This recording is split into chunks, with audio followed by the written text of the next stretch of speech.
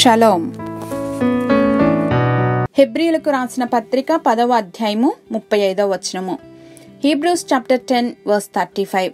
కాబట్టి మీ ధైర్యమును విడిచిపెట్టకుడి, దానికి ప్రతిఫలముగా గొప్ప బహుమానము కలుగును.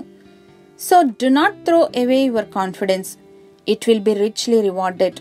సెక్యులర్ వరల్డ్లో జాబ్స్ కానీ స్టడీస్ లాంటి వాటిల్లో చేసిన పనికి రివార్డ్స్ లేదా అభినందనల రూపంలో ఇంకొంచెం శ్రద్ధగా పనిచేయటానికి మోటివేషన్ లభిస్తుంది.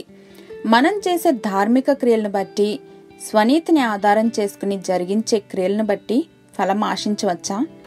ఒకని ప్రవర్తనను బట్టి వాని క్రియల ఫలము చొప్పున ప్రతీకారము చేయుటకు యెహోవా అను నేను హృదయంను పరిశోధించువాడను, అంతరింద్రియములను పరీక్షించువాడను అని దేవుడు అంటున్నారు.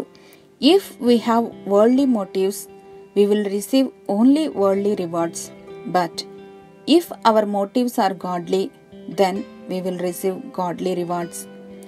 దేవుడు అనుమతించిన ప్రతి పనిలోనూ నమ్మకముగా ఉంటే మనలను నిందించిన వారు క్రీస్తులోని మన సత్ప్రవర్తనను బట్టి సిగ్గుపడే రోజు ఒకటి వస్తుంది. మన న్యాయకర్త యెహోవాయే. మన బహుమానము దేవుని వద్దే ఉంది. ఇప్పుడు ఈ లోకంలో పొందుకుంటున్న ఈ రివార్డ్స్ కన్నా మేలైనది, అన్నిటికన్నా బహుశ్రేష్టమైనది ఆ దేవాది దేవుడే. యెహోవా దేవుడిగా కలిగినటువంటి జనులు ధన్యులు. హల్లెలూయా. మా దేవా, మాలో మిమ్మల్ని మహిమపరచుకోవటానికి మీరే మా పక్షమందుండి నడిపిస్తూ ఉండగా బహుధైర్యముతో ముందుకు సాగే కృపను గ్రహించమని యేసు నామంలో ప్రార్థించి పొందుకుని మా ప్రియ పరలోకపు తండ్రి. ఆమెన్.